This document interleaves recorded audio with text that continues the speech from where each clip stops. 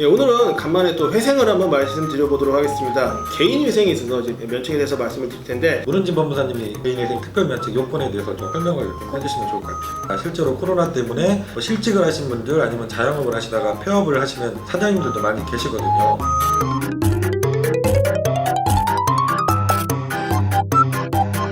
안녕하세요. 법무사TV의 윤동현 법무사입니다. 안녕하세요. 문은지 법무사입니다. 안녕하세요. 김영용 법무사입니다.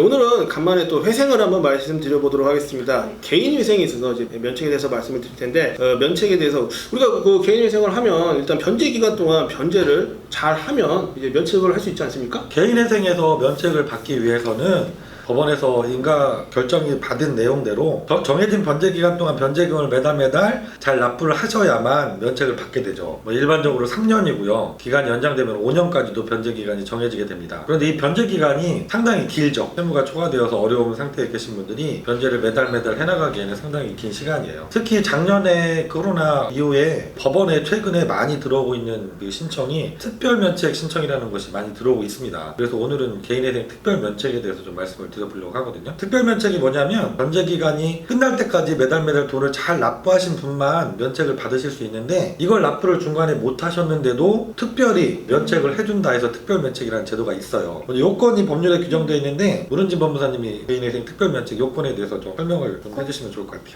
네, 첫 번째, 채무자가 책임질 수 없는 사유로 인하여 변제를 완료하지 못하였을 것. 두 번째, 개인 회생 채권자가 면책 결정일까지 변제받은 금액이 채무자가 파산 절차를 신청한 경우 파산 절차에서 배당받을 금액보다 적지 아니할 것. 세 번째, 변제 계획의 변경이 불가능할 것. 이렇게 되어 있습니다. 원래 개인회생이라는 것이 정해진 기간 동안 돈을 잘 내야만 면책을 해주는 건데, 이렇게 특별한 경우에 해주는 거기 때문에 요건이 좀 엄격하긴 합니다. 크게 세 가지 요건을 갖추셔야 되는데요. 말씀해 주신 것처럼 첫 번째는 채무자가 책임질 수 없는 사유로 변제를 완료하지 못했을 것. 구체적으로 말씀드리면 변제를 해나가는 중간에 암 같은 큰 질병에 걸리셨다던가, 교통사고를 당하셔서 경제 활동이 어려워지셨다던가, 아니면 직장에서 실직을 당하셨다던가, 이런 사유가 될 수 있습니다. 그래서 내가 책임질 수 없는 사유로 인해서 돈을 계속 낼 수가 없는 사정이 생겼어야 되는 것이고요. 두 번째로는 조문은 되게 긴데 간단하게 줄이면 개인회생에서 아주 중요한 개념, 청산가치 보장을 해줘야 된다. 그 말은 내가 가지고 있는 재산보다는 지금까지 납부한 변제금이 커야 된다는 얘기죠. 특별면책으로 중간에 돈을 다 안 냈더라도 면책을 해주더라도 이 사람이 파산으로 들어갔을 때보다는 돈을 많이 내야 된다는 요건이 있는 것이죠. 이게 또 중요하고요. 마지막으로는 변제계획 변경이 불가능할 것이라는 요건이 있어요. 이게 왜 들어가 있냐면, 개인회생이 중간에 이렇게 돈을 납부하시기 어려워지는 사정이 생기면 크게는 두 가지 제도를 이용할 수 있거든요. 첫 번째가 변제계획을 변경해달라고 신청을 하실 수가 있고, 또 이것도 어려우면 특별면책을 이렇게 신청할 수가 있어요. 변제계획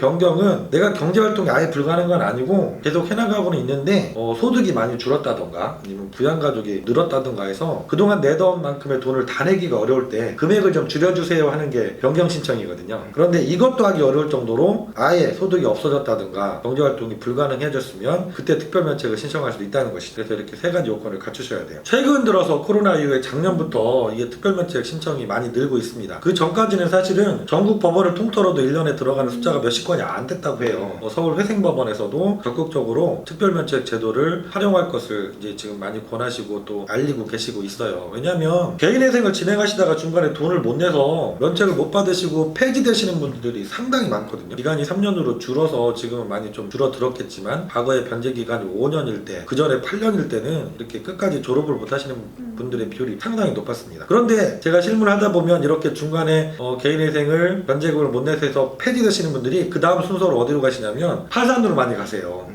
그럴 바에야 번거롭게 개인회생 절차를 종결시키고 파산으로 다시 신청해서 법원도 업무가 많아지고 또 채무자분들도 또 수임료 들여가면서 신청하시는 그런 불편함을 줄이는 측면에서도 특별면책 제도가 활용이 많이 되면 좋을 거라는 생각이 들어요. 효과는 파산해서 면책받는 것과 동일하기 때문에 특별면책 제도를 활용해서 조기에 면책을 받을 수 있다면 훨씬 좋지 않을까 하는 생각이 듭니다. 오늘은 그 개인회생 이걸 알아보시는 분들도 많이 있는 것 같습니다. 실제로 코로나 때문에 실직을 하신 분들 아니면 자영업을 하시다가 폐업을 하시는 사장님들도 많이 계시거든요. 그런 분들이 개인회생 진행 중에 그런 사정이 되셨다고 하면 뭐 잘 모르셨겠지만 개인회생 면책금을 끝까지 못 냈더라도 면책을 받는 방법이 있다. 이게 특별 면책이다. 이걸 좀 더 자세히 알아보시면 좋을 것 같습니다. 요즘 코로나 때문에 이제 뭐 자영업자분들도 어렵고 참 먹고 살기 힘든 세상인 것 같아요. 그런데 이제 뭐 회생 제도가 있기 때문에 사실 자기가 뭐 좀 힘들더라도 다시 이제 뭐 일어설 수 있는 기회가 될 수도 있고, 이런 특별 면책 제도를 이용해서 또 네네. 좀 더 좋은 기회를 또 받을 수 있다면 상당히 좋을 것 같습니다. 네네. 예, 자 마치도록 하겠습니다. 지금까지 국민과 함께하는 법률 전문가 법무사TV였습니다. 감사합니다.